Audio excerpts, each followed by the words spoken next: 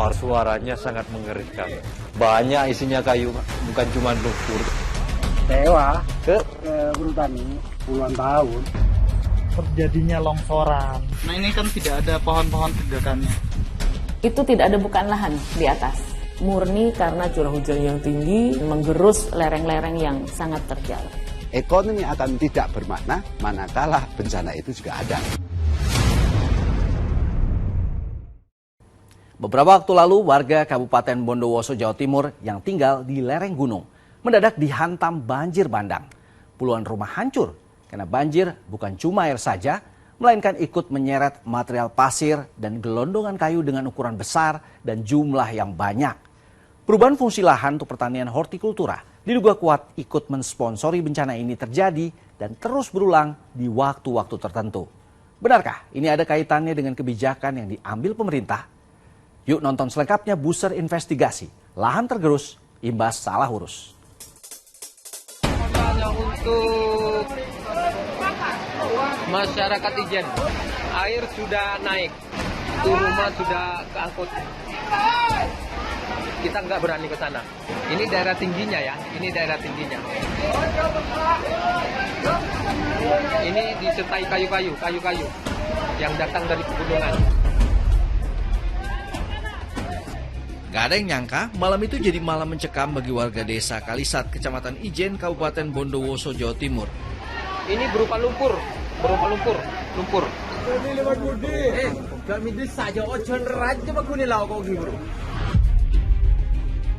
Semuanya panik menyelamatkan diri saat banjir dengan volume yang terus meninggi secara mendadak nyatroni kampung mereka.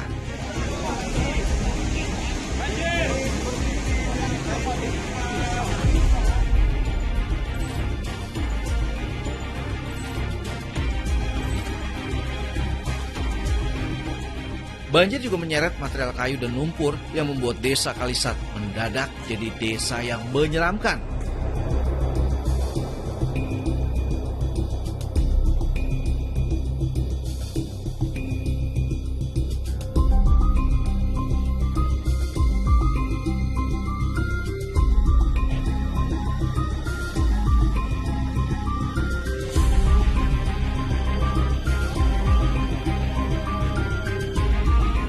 Belum juga hilang trauma warga, banjir susulan kembali menerjang. Banjir susulan yang baru di Korse. Banjir susulan. Kawaijen. Banjir susulan pukul jam sekarang. Jam berapa kan? Jam 1. Tolong jam 1 banjir susulan. Untuk Kawaijen banjir susulan. Banjir susulan diwaspadai di bawah semuanya. Diwaspadai banjir susulan. Kami yang dari Kodim baru selesai istirahat, dibanjiri lagi.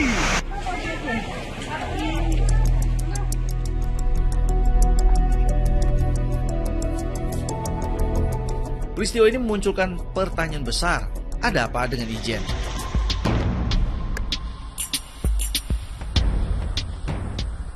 Jalan paling mudahnya, telisik lebih mendalam di bagian hulu, asal muasal banjir ini datang.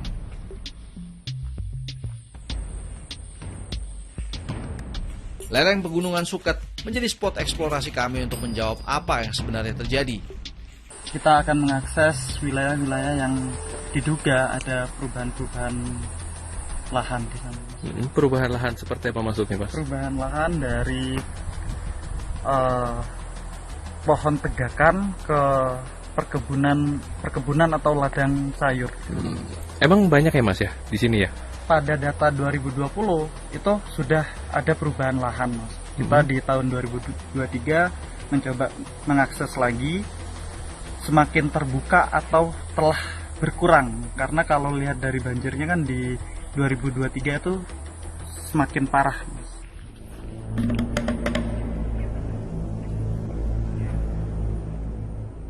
Jalan setapak disisir dengan bantuan navigasi GPS.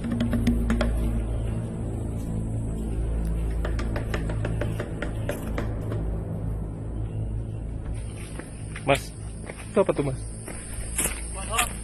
Hah?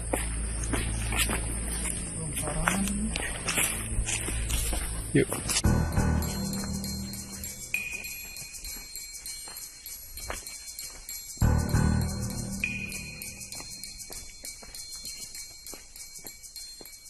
40 menit melangkah, tanda-tanda penyebab bencana itu mulai terpetakan. Sebuah longsoran tebing curam dengan penampangnya cukup lebar ambrol persis di samping aliran sungai.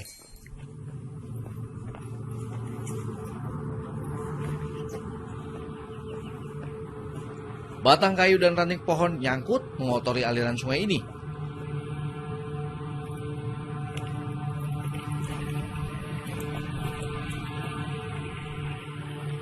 Material longsoran tanah membentuk sedimen baru yang membuat badan sungai tidak lagi simetris.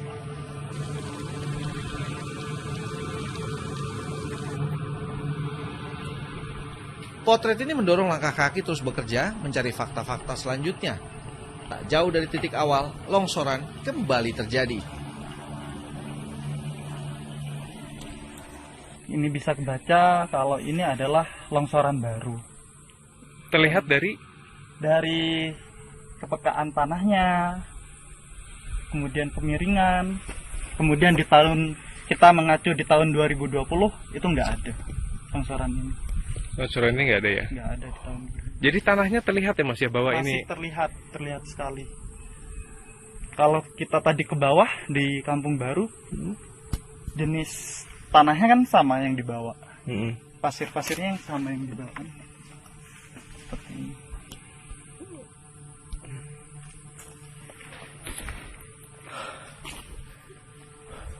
Kita ingin mencoba masuk ke atas ini, Mas. Ke punggungan ini. Ada apa sih di atas punggungan ini? Apa itu Mas maksudnya Mas? Ini kan kita di lembahan. Kita nyoba naik ke wilayah punggungan. Wilayah punggungan itu di situ ada apa sih? Masih ada pohon-pohon tegakan atau sudah berubah? Karena ada indikasi juga Mas ya? Ada indikasi juga. Makin menarik untuk terus dieksplorasi. Beberapa longsoran yang terjadi disinyalir karena adanya perubahan lahan di bagian atas. Lalu apakah itu? Memilih jalur lembahan dengan melewati beberapa titik longsoran, akhirnya kami sampai di bagian punggung bukit. Dan ini yang tergambar. Pohon tegakan penyangga tanah sangat minim terlihat. Sebagian besar justru tergantikan dengan area tanaman hortikultura seperti tomat, cabai, dan lainnya. Terus, bagaimana silsilah pemanfaatan lahan ini bisa terjadi? Seorang petani yang kebetulan berada di lokasi, kami giring dengan beberapa pertanyaan. Berapa hektar ini Pak, Bapak? Apa? Ini lahannya? Ya sedikit cuma. Ada 1 hektar Pak? Ya. Kurang lebih. Ditanemin apa aja Pak? Ini tomat, cabai. Oh dibagi-bagi ya Pak ya? Dibagi. Kentang. Iya. Kubis, ada. Lengkap berarti ya? Apa namanya? Dapat aja Bapak lahan di sini nih Pak. Sewa atau gimana Pak? Ya sewa Ke perhutani. Kalau enggak hasil ya enggak usah. Oh sewa perhutani Pak. Itu gimana Pak? Modelnya gimana Pak? Kalau sewa di perhutani Pak? Ini bukan sewa. Hah? Tapi kan ada apa namanya? Bagi hasil? Mitra. Ah. Pembagiannya? Pembagiannya ya tergantung penghasilan.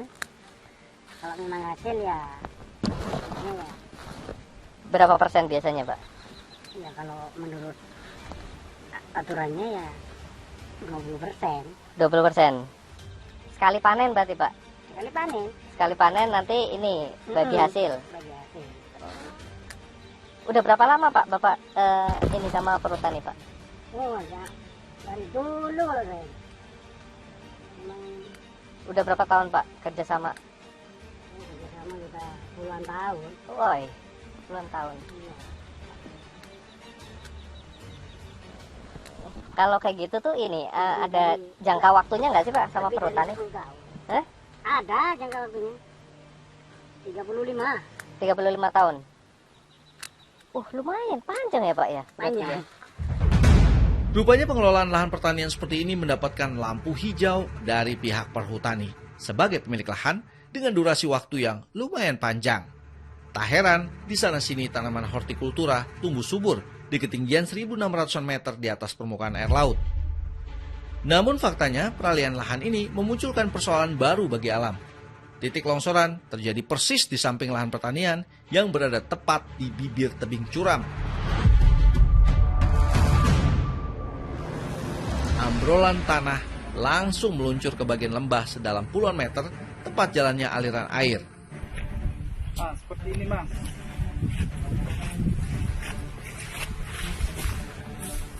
Terjadi longsoran-longsoran seperti ini. Nah, ini kan tidak ada pohon-pohon tegakannya. Itu lagi. Ini. Dan kita lihat ke bawah, di bawah adalah jalur-jalur sungai, jalur-jalur air. Ini sangat berbahaya sekali. Dan tanahnya adalah bukan tanah batuan, ini tanah pasir gitu, yang mudah tergerus kalau tidak ada penopang. Tak hanya di sini saja, longsoran juga terjadi di titik lain yang masih berjejeran dengan lahan pertanian masyarakat. Retakan tanah yang mengerikan terbentuk menggambarkan ada alarm petaka yang bisa saja terjadi di kemudian hari. Jika dilihat dari citra satelit, sebagian besar kawasan ini telah beralih menjadi tanaman pangan hortikultura dengan luasan yang cukup besar. Pohon tegakan sebagai penopang struktur tanah jarang terlihat. Bahkan di area sebelahnya yang dipisahkan oleh lembah jalur air, areanya juga terbuka lebar. Setelah dicek langsung ke titik koordinat, faktanya langsung tergambar. Yang mendominasi hanyalah rumput ilalang. Dulunya lokasi ini memang sempat dibuka untuk pertanian hortikultura. Namun, tahun 2020, pemerintah akhirnya menutup setelah terjadinya banjir bandang pertama yang menghantam warga desa Sempol dan Kalisat. Bahkan di area ini, longsoran baru juga terjadi.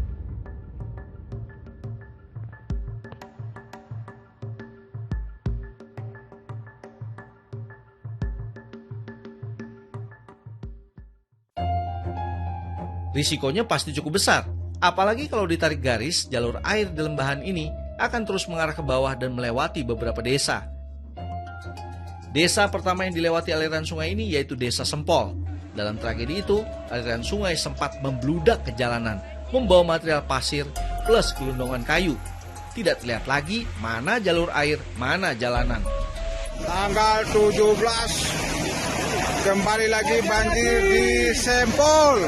Banjir lagi. Banjir susulan.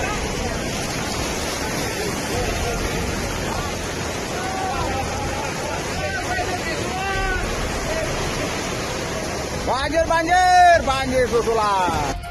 Jalur air dari Pegunungan Suket juga mengarah ke Desa Kalisat, di mana desa kedua inilah yang paling terdampak dan paling sering merasakan petaka terjangan banjir bandang.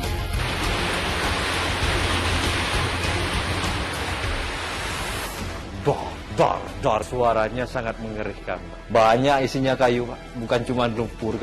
Itu tidak ada bukaan lahan di atas.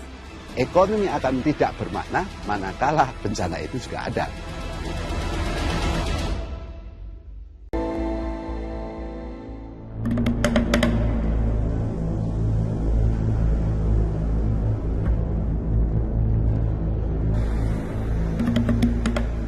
Bagi warga desa Kalisat, banjir bandang bukan kali ini saja terjadi. Tapi banjir yang menghantam kampung mereka kali ini termasuk yang paling mengerikan dan merusak banyak bangunan rumah warga. Salihodin, warga yang sudah lama menetap di sini, tahu persis bagaimana ketar-ketirnya warga termasuk dirinya saat malam mencekam itu datang. Air itu datang dari sana, Pak, juga ya. Terus dari ini, pinggiran-pinggiran rumah, karena itu jembatan itu udah cukup untuk menampung air itu, Pak. Terus masuk sini ya jebol, Pak, ke sana, Pak. Sampai mana aja, Pak, air itu, Pak? Air itu ya sampai ini rumah tetangga ini pun juga tebal, Pak. Itu ke barat itu, samping-samping itu kan banyak yang jebol juga, Pak. Di sini itu banyak isinya kayu, Pak. Bukan cuma lumpur, kayu-kayu, peretaan itu. Itu. Besar-besar kayu? Ya, Ini yang jebol ini besar Pak, masuk ke itu rumah tetangga. Gitu.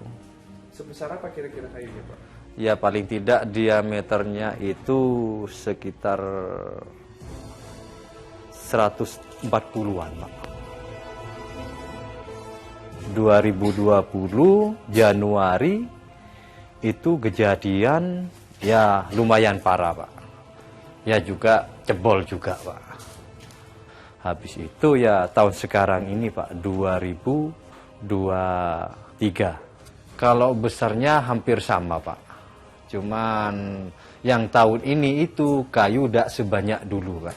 Kalau air besar sekarang Pak. Waktu itu aja sampai gini Pak, sini tinggi Pak. Masuk sini sulit Pak. Masuk sini sulit, kayunya segini Pak. Ini kayu, ini lumpur, ada potongan-potongan kayu itu. Rusaknya bangunan ini menggambarkan betapa dahsyat terjangan banjir. Bahkan kini Salihodin tak sanggup lagi tinggal di rumahnya. Selain karena hancur, trauma masih membekas di benaknya dan juga keluarga. Sangat mengerikan Pak. Gruk-gruk, dar gitu Pak. Ya kayak perang itu sudah Pak. Suaranya air yang dari sana itu, dari depan tuh keras sekali Pak. Kerasa kayak gempa bumi apa itu. Kalau pada saat ini Pak, itu tidak sempat untuk menyelamatkan barang-barang yang ada Pak. Yang penting jiwanya sudah. Ketakutan masyarakat yang tinggi akan bencana yang terus berulang membuat kewaspadaan warga meningkat saat hujan datang. Mereka bahkan kerap berjaga di titik jalur air yang memasuki wilayah mereka, agar jika hal mengerikan itu datang, informasi bisa disebar lebih awal. Bicara banjir tak lepas juga bicara soal infrastruktur. Melihat jalur air yang ada, menariknya justru nampak tidak mumpuni dari segi ukuran untuk dilewati debit air yang begitu besar jika curah hujan di area hulu lagi tinggi-tingginya. Apalagi kalau melihat sisa gelondongan kayu yang ukurannya lumayan besar dan banyak itu terseret masuk ke pemukiman warga. Dasar saluran air ini juga mulai mendangkal karena adanya endapan pasir. Yang lebih bikin gagal paham lagi, jalur air ini mendadak menyempit, menyisakan setengah dari ukuran semula saat memasuki perkampungan padat penduduk. Entah siapa yang mendesain dan bagaimana bentuk kajiannya, wajar kalau air akhirnya membludak ke jalanan dan masuk rumah warga. Rangkaian peristiwa ini memang tak lepas dari permasalahan di bagian hulu. Perubahan lahan untuk tanaman hortikultura yang mau nggak mau mengorbankan tanaman tegakan diduga menjadi penyumbang datangnya bencana yang terus berulang. Lalu, benarkah semua ini ada korelasinya? Tanaman hortikultura itu, terutama untuk sayuran ini, memang secara iklim cocok untuk di daerah dingin seperti ini. Akan tetapi, jika kemiringan itu tidak diikuti dengan tata kelola tanaman tegaan, fungsi tanaman tegaan itu kan sebagai pengikat air, ya, fungsi pengikat air dan fungsi ekologis yang lain terkait dengan kebencanaan. Ketika ini didominasi oleh tanaman hortikultura, maka pasti tanaman tegaan itu akan menjadi sangat jarang. Contoh di sini untuk tanaman hortikultura kita hanya berapa menemukan, dan itu pun apalagi ini sudah di dekat kemiringan jurang. Yang kedua, ketika itu dinyatakan sebagai agroforestry, maka area tegaan, dominasi tegaan itu menjadi syarat utama di antara tanaman budidaya yang ada. Entah siapa yang salah dan paling bertanggung jawab, tapi yang jelas para petani tidak bisa disalahkan begitu saja, karena balik lagi, ini soal kebijakan. Ada asumsi awal banjir kali ini disponsori oleh adanya alih fungsi lahan. Setelah kami drone, baik dari Perhutani maupun PTP dan maupun BPDAS yang mungkin ditugaskan oleh Kementerian LHK, itu tidak ada bukaan lahan di atas. Murni karena curah hujan yang tinggi dan menggerus lereng-lereng yang sangat terjal. Lereng yang benar-benar 85 derajat itu tergerus. Di lereng Ijen tidak pernah bisa lepas dari pertanian kubis dan kentang atau sayur. Nah, perhutani sendiri menyikapi hal tersebut, kita melaksanakan sistem namanya komplang andil. Satu petani misalnya mempunyai andil garapan, 51% dia wajib menanam tanaman keras. Kemudian 49%-nya silahkan dengan tanaman sayur seperti kubis dan kentang. Tetapi yang perlu digarisbawahi wajib di hutan produksi. Saat banjir tahun 2019 dan 2020, Pemkab Bondowoso menyatakan agar ditutup untuk tanaman sayur, hortikultura, baik itu kubis maupun kentang. Tetapi masyarakat di sana mata pencaharian satu-satunya adalah bertani sayur. Nah, akhirnya kami tutup. Ketika kita akan berharmoni antara ekonomi dan ekologi, maka satu-satunya jalan adalah kita menerapkan agroforestry yang sebenarnya. Bukan agroforestry yang lebih berpihak ke agro, akan tetapi ekonomi akan menjadi sebuah tidak bermakna manakala bencana itu juga ada. Bencana memang lekat dengan perubahan ekosistem. Pada hakikatnya, alam akan memberikan kebaikan jika manusianya sendiri tetap ramah dan mau menjaga alamnya sebaik mungkin. Demikian Buser Investigasi kali ini. Thanks for watching. Saya Joy Astro. I'll see you around.